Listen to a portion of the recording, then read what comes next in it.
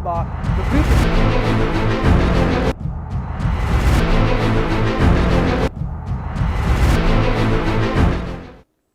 चलिए बात करेंगे ईरान के गेम ओवर को लेकर। इराक के बसरा में भारतीय तेल टैंकर पर हमला देखने को मिला है और तेल टैंकर एमटी सेस्वी विष्णु पर भीषण हमला देखने को मिला। यह बड़ी खबर निकलकर सामने आ रही है। जहाज पर सवार 16 भारतीय नागरिक थे और विस्फोटों से लदी इस स्पीड बोट की टक्कर से आग लगी है। हादसे में एक भारतीय नाविक की मौत की पुष्टि हुई है और जहाज में सवार 28 लोगों में से 16 भारतीय और 12 फिलिपिनो थे। 28 लोगों को बचाकर बसरा के पास एक द्वीप पर पहुंचाया गया है। हमले के वक्त जहाज पर 48,000 मीट्रिक टन नेफ्था लदा हुआ था।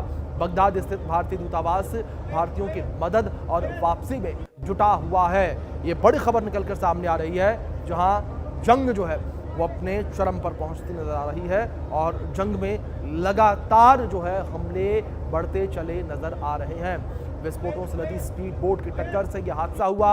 हादसे में एक भारतीय नाविक की मौत की पुष्टि भी हुई है और इस पूरे नाव पे जो है 28 लोग सवार थे।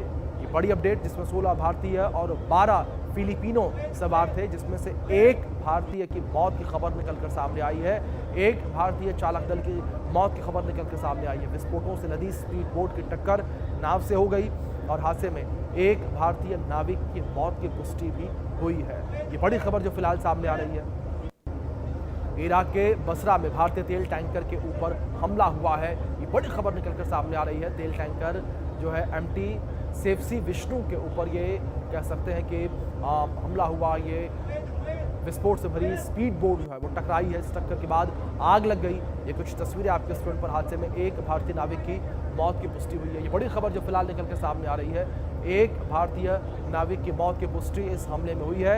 एक भारतीय नाविक की मौत इस हादसे में हो गई है। तेल टैंकर एमटी सेफ्सी विष्णु के ऊपर भीषण हमला ये देखने को मिला और इस हमले में एक भारतीय की मौत की खबर निकलकर सामने आ रही है।